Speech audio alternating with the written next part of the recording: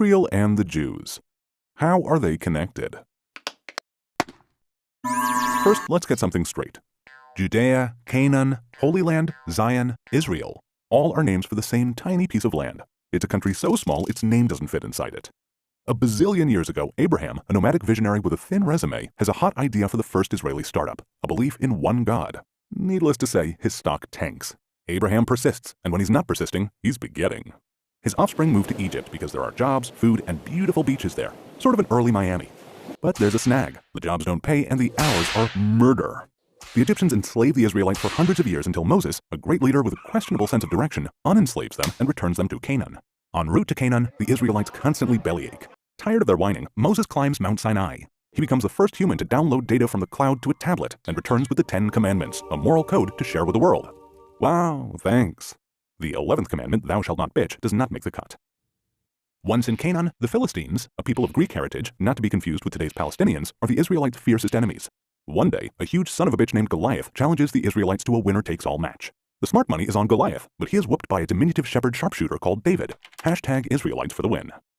The Israelites anoint David king, who makes Jerusalem Israel's capital. Yep, that's 1,000 years BC. The UN immediately condemns this as an immoral and irresponsible act that is meant to provoke the Palestinians. Not really. There was no UN, and 3,000 years would go by before the Palestinians would try to usurp this land. David's son Solomon builds the temple in Jerusalem. The temple has a good 400-year run playing to packed houses until the Babylonians destroy it. Most of the Jews are forced into exile. After 50 years in exile, the Jews are liberated by the Persians and are allowed to return home. They build a new temple atop the ruins of the first. Then Alexander the Great, a great Greek king and, you guessed it, another invader, destroys Persia and takes over Judea. The Jews and Alexander's heirs get along great until another Greek king, Antiochus the not-so-great, says, "Enough with the one God thing. All hail Zeus and friends." The Jews revolt and clobber the Greeks. Antiochus amasses a huge army and threatens the Jews. The Jews send a reply, "Fight me. We did not take any foreign territory. We merely recovered our ancestral lands." The Jews prevail and rededicate the temple. But how long can a good thing last in this neighborhood? A century later, Rome is at the gates and Judea becomes its vassal state.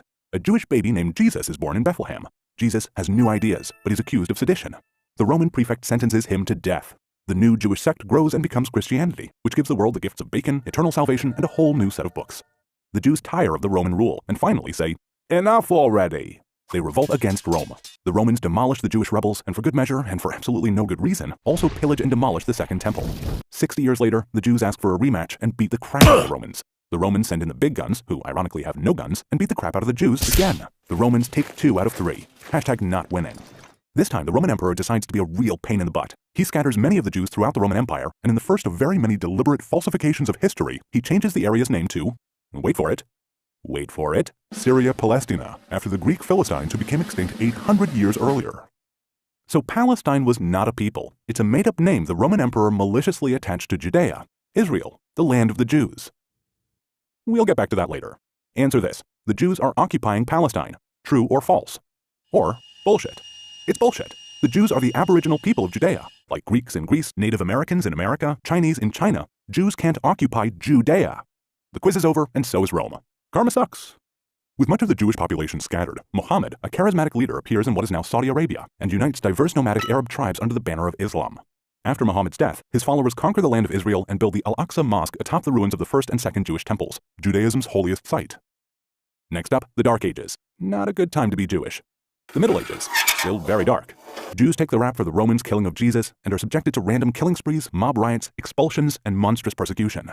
Christian crusaders spend years trying to conquer Jerusalem from the Muslims. As soon as they succeed, they promptly begin to slaughter the Muslims and the Jews.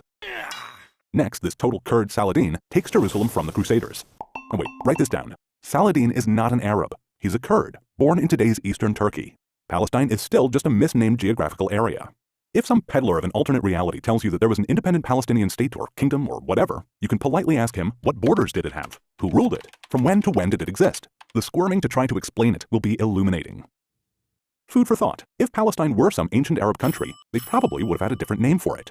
Just as there are Arabic sounds with no equivalent sounds in English, in the Arabic alphabet, not a single Arabic word has the P sound in it. Google it. Knock knock. Who's there? It's the Ottoman Turks. Their turn to conquer the Holy Land. They rule corruptly and peacefully for 400 years. So what happened to the Jews? Despite all attempts to eliminate, exterminate, exile, and forcibly convert the Jews, they consistently and continuously maintained a presence in the land of Israel. Jews from almost every country under the sun, in ghettos in Poland, under the Inquisition in Spain, and in concentration camps across Europe, focus their prayers on Israel, the only place where they have been able to do what every nation does, construct their own society according to their own ideals. Ready for a question? Okay. Jerusalem is just as sacred to the Muslims as it is to the Jews. True or false? 5 Pinocchios. Jerusalem is mentioned over 800 times in the Bible and 0 times in the Quran. 0 as in zip, nada, nil, not even once. Feel free to fact check. From its first days under King David, Jerusalem has served as the capital of only one nation, the Jewish nation. The 1880s see increased immigration of Jews returning to their ancestral homeland. The malaria-ridden swamps are drained and agricultural communities thrive in the once barren hills.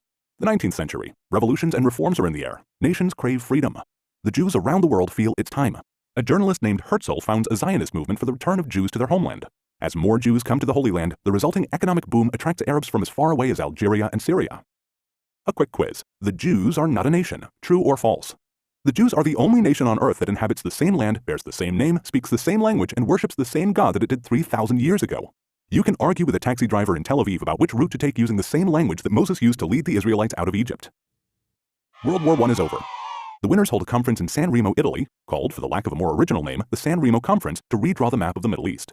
They create new borders and new countries. An area approximating present-day Israel plus Jordan is given to England. Their assignment and sworn task is to establish thereon a national home for the Jewish people. There's no mention in the document of granting land to any non-Jewish entity. The plan is to give the Jews back the land taken from them by an endless string of empires.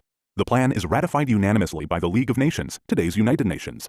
The Brits waste no time in screwing the Jews. They welch on their promise and give more than 3/4 of the territory to Abdullah, a Saudi prince, for another brand new Arab state called Transjordan. Maybe they mistook Abdullah for a Jew. As to the rest, guess what? Of all of the new borders and new countries created since World War I, the only area that is referred to as occupied by some and disputed by others is that tiny piece of land allocated to the Jewish people. All other decisions are considered binding by most of the world. To prove their claim to the entire land of Israel, the Arabs launched terrorist attacks against the Jews. By this time, everyone living in the area called Palestine is called a Palestinian. This includes all the Jews, Arabs, Muslims, Druze, Christians, and a camel named Benny. In Europe, the satanic Nazis are dedicated to exterminating all the Jews. Jews everywhere fight on the side of the Allies. The Central Arab leader, the Grand Mufti of Jerusalem, meets with Hitler, and he's not there to talk about buying a summer home in Bavaria. 6 million civilian Jews, including 1.5 million Jewish children, are exterminated before the Nazis are defeated. But we digress. The land of Israel does not belong to the Jews as compensation for their suffering. It is theirs by indisputable aboriginal rights derived from their indigenous birth and uninterrupted presence for over 3,000 years. The Holocaust is over, but Arab attacks against the Jews of Palestine continue. Now, an actor who has disappeared 2,000 years ago comes for an encore, the armed and proud Jew. The Jews in their ancestral land of Israel establish armed organizations to defend themselves against Arab terrorists. When the British government closes the ports of Palestine and locks the Jews of Europe together with their exterminators, Jewish militias fight to expel the despicable Brits from the land of Israel. I say. After endless, fruitless peace talks to try to get the Arabs to accept any Jewish homeland in Israel, the British have had enough. They peace out and dump the problem on the newly created UN. The UN decides to divide the remaining small territory into the first Jewish state in nearly 2,000 years, a 22nd Arab state, and a third significant area that includes Jerusalem that would be internationally controlled. By 2021, the world is blessed with 56 Islamic countries, over 100 Christian majority countries, and one tiny Jewish state. So that you understand, the entire territory allocated to the Jews is about the size of Connecticut. Today's Israel is slightly larger than New Hampshire. Egypt is 36 times as large as Israel, and the United States is 350 times as large. The Jews accept the UN proposal. Remember the phases? That's your land. Okay. No, actually, that's the only part you get to keep. Okay.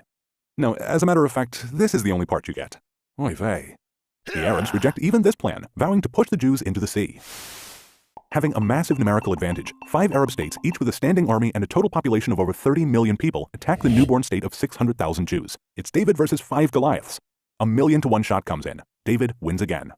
Israel repels the attacks and declares its independence. 711,000 Arabs flee from Israel. 156,000 Arabs choose to stay and are brutally given Israeli citizenship and civil rights.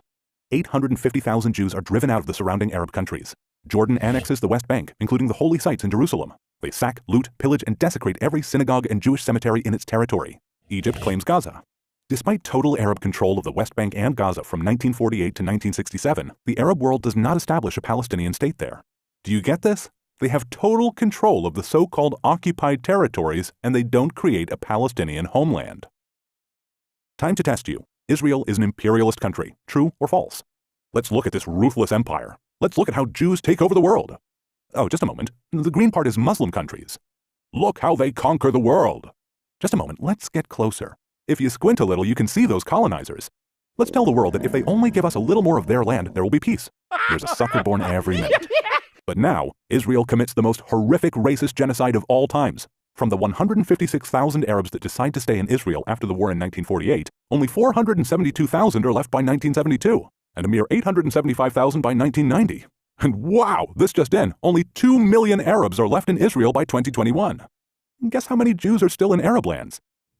Hint, in most Arab countries, the number is so small a centipede could count them on his legs. Fast forward a couple of wars to 1964. The Arab League creates the Palestinian Liberation Organization, the PLO. They mobilize the local Arabs, indoctrinate them with hatred towards Jews, and unite them for the first time in history as the Palestinian people. Mazel tov, a nation is born, the Palestinians. Article 24 of their charter states that the Palestinians have no claim to the West Bank or Gaza, which were under the control of Jordan and Egypt respectively. Their charter calls for the total annihilation of the State of Israel. 3 years later, Israel liberates Gaza and the West Bank, and the Palestinians immediately amend Article 24. The stubborn Israelis refuse to be annihilated and are subjected to constant terror attacks continuing to the present day. Pop quiz. The terror is a result of the occupation. True or false? Trick question. What occupation? There is no occupation. Judea, Israel, is the land of the Aboriginal Jews. Their indisputable connection to their ancestral homeland is undeniable. It's in the archaeological evidence, the historical record, and the genetic analysis. Arab terrorism started about 50 years before what uninformed people call the occupation, so that can't be its cause. Is it retaliation by anticipation? And then there's this war that lasts 6 days. It starts when the Egyptian army moves towards the Israeli border and Egyptian President Nasser boasts, "My army will destroy the Zionist entity." 6 days later, Israel crushes the 4 Arab armies that attacked it, conquering the Sinai Peninsula, including Gaza from Egypt and the Golan Heights from Syria. They liberate the so-called West Bank, including the old city of Jerusalem from Jordan. After almost 2,000 years, the Israeli flag is raised over the Western Wall, a remnant of the Jewish temple, where members of all religions can now pray freely. Since it was built by King David, Jerusalem has been attacked 52 times, besieged 23 times, ransacked 39 times, destroyed twice, rebuilt 3 times, and captured and recaptured 44 times. 3,000 years later, Jerusalem remains the indivisible capital of Israel. No country's birth certificate is more legitimate than that of Israel. Pop quiz. Israel is rich and the Palestinians are poor. True or false? Mostly true, but why?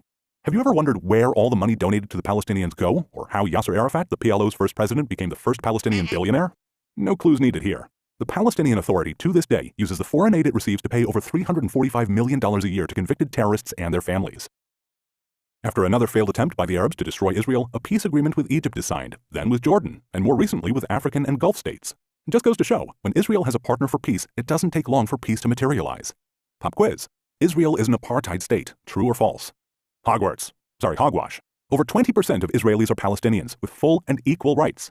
Among Israeli Palestinians are doctors, Supreme Court justice, generals, a Miss Israel, and members of parliament. The Arabic language is recognized under special status in Israel. Palestinians in Israel are freer than in any Arab state. Does that sound like apartheid? You call it. The Palestinians demand a state of their own, clean of Jews. That's because they hate racists. What is it about world leaders that they are comfortable with the concept that if it's a Jewish territory, the rights of the Arabs must be respected, but if it's a territory for the Palestinian state, it must be free of all Jews? What gives? In 2005, in a thunderstorm of irony, Israel commits ethnic cleansing. It forcibly relocates the entire Jewish population of Gaza, over 8,000 people, creating something that no other civilized country would dare do. With hope for peace, they hand over the entire area to the Palestinians without a single Jew in it. The gratitude is instantaneous. Rockets start flying into Israel. Instead of building Gaza into a thriving, peaceful society, it becomes a terrorist base hell-bent on destroying Israel. So deep is the Palestinian hatred of the Jews that in order not to be seen as taking anything from them, they demolish an extensive infrastructure of greenhouses purchased for them by American donors and which provided thousands of jobs. Here's a present. It's a quiz. Gaza is a huge concentration camp. True or false? It's a big fat lie. The most common medical condition among Gaza's women is obesity. Not exactly the usual concentration camp malady. It's true that to protect Israeli civilians, they can't cross into Israel, but they also share an 8-mile border with Egypt, a Muslim state. Why is it that only Israel is accused of not letting them out? Why don't their Muslim brothers allow them to pass through Egypt?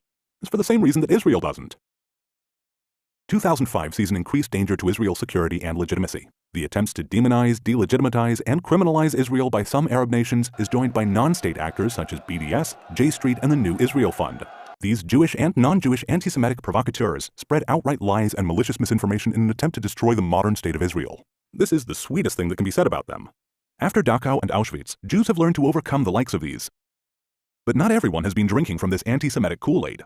Many world leaders have loudly and consistently spoke out in support of Israel. Israel must exist and has the right to exist. Israel is the child of hope and home of the brave. You're just going to have to get used to the fact that Jews defend themselves. And another damn quiz. The UN is always condemning Israel. True or false? True. Israel is delegitimatized and demonized at the UN like no other country in the world. If Algeria introduced a resolution declaring that the earth was flat and that Israel had flattened it, it would pass by a vote of 164 to 13 with 26 abstentions. Over 70% of all UN General Assembly resolutions single out Israel. Criticizing Israel politics is not anti-Semitic. Disproportionately criticizing and demonizing Israel is anti-Semitic. When Israel expels 12 Palestinian agitators, the UN goes ballistic with condemnations. Kuwait and Saudi Arabia expel 1 million Palestinians after the Gulf War, and it's not even put on the UN agenda. Palestinians claim that the key to solving all the Middle East problems is the resolution of the Palestinian-Israeli dispute. If the pure force of repetition would make it true, then this claim would rank right up there with Newton's laws. A Sunni Muslim detonates a car bomb in a crowd of Shiites. In revenge, a Shiite Muslim blows up a sacred Sunni holy site. 1 million dead in the Iraq-Iran war. Bashar al-Assad uses chemical weapons on his people. Does anyone believe that these Muslim-on-Muslim atrocities would stop if we only resolved the Israeli-Palestinian conflict? Anyone? The Arabs could have had peace with Israel on very easy terms at any time since 1948. Every Israeli government attempts to reach a peace agreement with the Arabs. The so-called two-state solution is rejected again and again and again and again. President Trump's peace plan is rejected by the Palestinians sight unseen. That's more rejection than you get in show business. Last pop quiz, promise. If the Palestinians lay down their weapons, there will be no more war. If Israel lays down its weapons, there will be no more Israel. True or false? Unfortunately, true. Israel hopes for peace, although the Palestinians' answer is always the same. No! From the river to the sea, Palestine will be free. We promised to get back to that. Well, we are back. Palestine today is free, and once again called by its aboriginal name, Israel. Someday, Palestinian leaders will rise who love their people more than they hate Jews, and peace will descend on the region, and the Palestinians will become partners to Israel's incredible story of achievements, prosperity, and quality of life. For a transcript of this video, complete with the sources for all the information provided here, please go to therealhistoryofisrael.com.